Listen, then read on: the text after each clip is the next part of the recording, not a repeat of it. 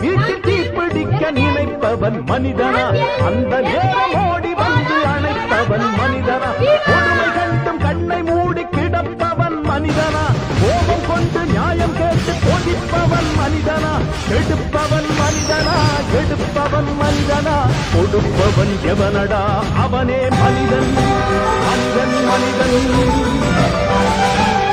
எவன்தான் மனிதன்